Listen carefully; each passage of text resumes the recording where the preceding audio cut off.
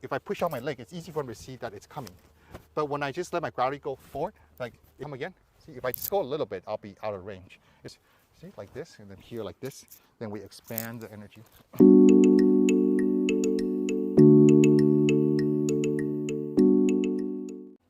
Okay, let's look at how do we do advancing and retreating in Tai Chi. It's the 2 of the 5 stepping energies of forward, back, looking left, looking right, and zongding of centering.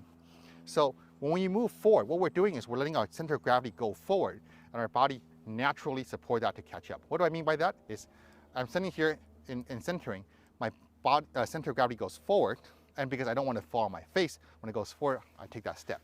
So it's a completely natural, like how we normally start stepping, as opposed to a martial art thing where I go push out my leg and go, or I low both legs and I go, or I'm hopping and I do some tricky hop. It's nothing like that. It's just I'm here, the center of balance goes forward, and I go forward. When you do that, it's hard to read. So put your hands up and defend my punch. If I push out my leg, it's easy for me to see that it's coming. But when I just let my gravity go forward, like it just penetrates and you don't see it happening. So how do we actually do that? In the old writings, they say that imagine your body like a big bell, like at a big fancy temple or a castle. So you have this big bell. Bells have that knocker that swings on the inside to ring the bell. That thing is at your center of gravity. Imagine a magnetic force that pulls the knocker to start swinging. So the inside starts swinging. Then when the force is pulled forward by that magnetic force, the bell starts to tilt. When that happens, I just allow myself to step and go. You can allow yourself to step by being single weighted on one leg. If I'm on both legs, I decide, which leg comes up, which leg comes up. That's no good. I'm on one leg, and then it swings and that leg goes. My weight on this leg, the bell swings and this leg goes.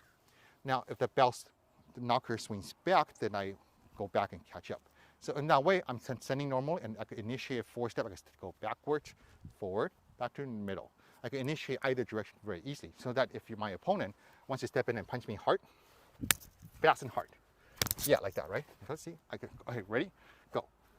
It's easy for me to initiate that back step. So if he can punch me, so this is about where he reaches me, right? Come again. See, if I just go a little bit, I'll be out of range. It doesn't take a lot, right? So, and come again. See, I come in on the moment you wanted to punch. Right. So come again. So this is good. Come again. This is like a ghost flows towards you type of feeling. You don't feel it happening, but then you see it happening. You're like, oh, what do I do now? So that's untelegraphed stepping of how do you advance and retreat and so forth. Do you attack again? See, I retreat and I'm advanced in on him. So it feels like you're going to hit my hand. Come again. And it feels like that you're about to hit my hand, right? Come again. See? Then I'm into position. And I could do, whatever technique you want to do at that point is fine. So come again. See, punch fast and hard. Boom, like that. Come again. See, like that. And then we go. Whatever. That's kind of like a high-pad horse. But anyways, you want to have this quality, and it all has to do with your center of gravity. You don't initiate at the foot. Like, come again. If I push off my foot and push off my foot like this, it's too slow. So come again. If I try that, like it's hard for me to get back in time. Come again. But if I just fall back a little bit, see, it's easy, it's comfortable for me to go back and forth, just like that, just like that, just like that, right? So controlling your center of gravity, allowing your footstep to naturally support that movement. And a good example is like, a lot of Tai Chi movements have this kind of pattern where you sink down back. So he attacks, right? Go ahead. Boom, like come again. So I sink, and then this is here, I'm here, and I flow forward like that. That's how you get these kind of patterns. So he punches, see, like this, and then here like this. Then we expand the energy, and then they go. Does that make sense? Yes. So what's the first key to initiating this movement? Non-telegraphic movement. That's the result. So what do we do to initiate that? Pop quiz. Bell swings, right? What causes the bell to swing? Momentum. Not the momentum, the knocker, the swing of our center of balance, which is being pulled by an imaginary magnetic force. This is the secret that typically people don't tell you. So if I think about swinging this bell forward, that's obviously not going to want to play. No, you're gonna kick my foot out from underneath me. No, it's here, and an imaginary magnetic force pulls my center of mass forward. My center of mass starts to feel the forward movement, and when that happens, my legs catch up and I'm there. So that's the sequence, the secret to this technique. So let yourself just stand there. Imagine yourself a bell. Imagine that metal ball dangling from a rope that's going to swing and ring the bell.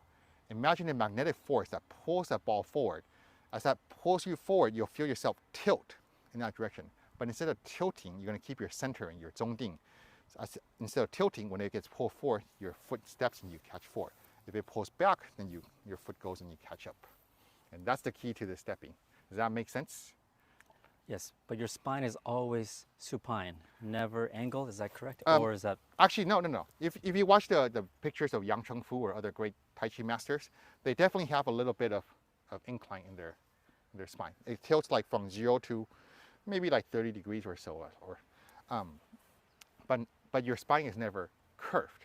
You're never like that. So whether you're here, whether you're doing needle or C bottom, the spine is basically straight. Different than Xing Yi Xuan, you're creating that, is that correct? Different from like a Sanxi Xingyi or Song style Xingyi or Dai Xingyi where you create a spinal curvature, yes.